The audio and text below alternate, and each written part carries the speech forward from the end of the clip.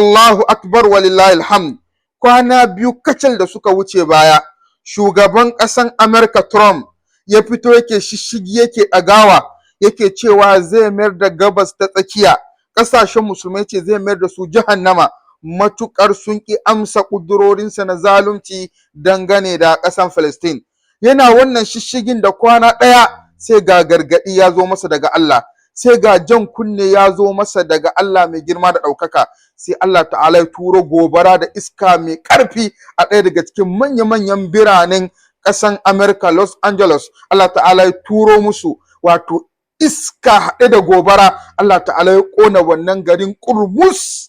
Kwana ɗaya fa da yi wannan shishigin yake cewa zai mai da ƙasashen musulmai jahannama, sai Allah mayar da ɗaya daga cikin manyan biranensa jahannama. Allah ta'ala ya turo wannan gobarar da kuke kallo. La ilaha illallah. Wato gobaran kamar wani misali ne da Allah ta'ala ya buga a cikin alkur'ani. Allah ta'ala ce fa asabaha isarun, sai iska mai ƙarfi ya same ta, fihi narun, iskan haɗe da wato wuta, guguwa mai ƙarfi haɗe da gobara mai ƙarfi, fahtaraqat, ta ƙone ƙurmus. Allah ta'ala ce kazalika yubayyinu Allahu lakumul ayat, kamar haka Allah yake wato bayyana muku ayoyinsa filla filla la'allakum tatafakkarun, domin ku tuntuntuni ku gane girman Allah da ƙuduran Allah mai girma da ɗaukaka.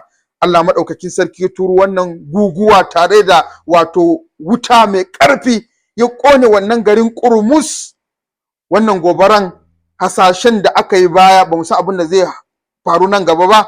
Aka ce manyan bene waɗanda suka rushe, ɗaya bene guda 1,500, benaye 1,500 ne suka rushe.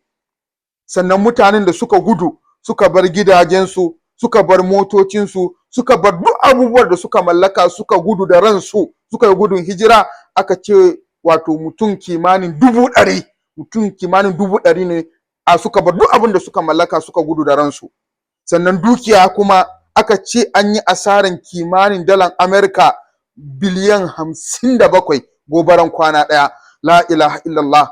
Wannan shi zai nuna maka cewa wa idza arada Allah bi qaumin su'an fala maradda lah. Idan Allah madaukakin sarki ya nufaci wasu mutane da azaba, to ba wanda ya isa ya kare su daga azabar Allah. Wa ma lahum min dunihi min wal. Ba su da wai gurin da za su gudu su kubuce wa azabar Allah.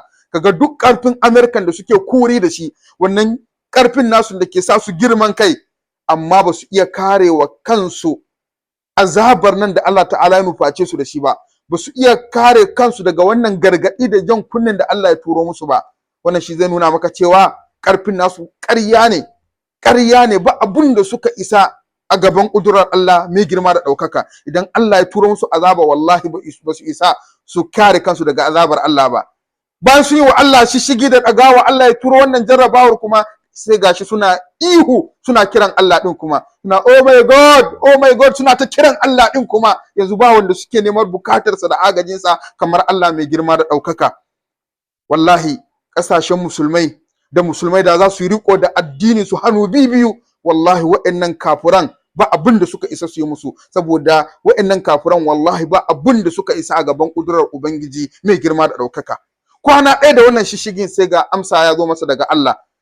Dama ma'aiki sallallahu alaihi wasallam yace inna Allah la yumli lil zalim. Allah yana ɗagawa azzalumi kafa hatta idza akhadhahu lam yuflit. Idan Allah ya damƙe sa, wallahi bai sai ya kubuce wa damƙar Allah ba. Inna akhadhahu alimun shadid, saboda damƙar Allah mai tsanani ne kuma mai raɗaɗi ne. To kaga wannan gargaɗi Allah yake turo musu lokaci bayan lokaci. Allah na turo musu irin wannan gargaɗin. Wallahi akwai lokacin da Allah ta'ala zai dammara su, Allah ta'ala zai ga bayan su, ya kama su gabaki ɗaya su je gabar Allah. Allah maɗaukakin sarki ya ɗanɗana musu azabarsa. Muna fata Ubangiji Allah hallaka kafurci da kafurai, Allah ɗaukaka musulunci da musulmai. Assalamu alaikum wa rahmatullahi wa barakatuhu.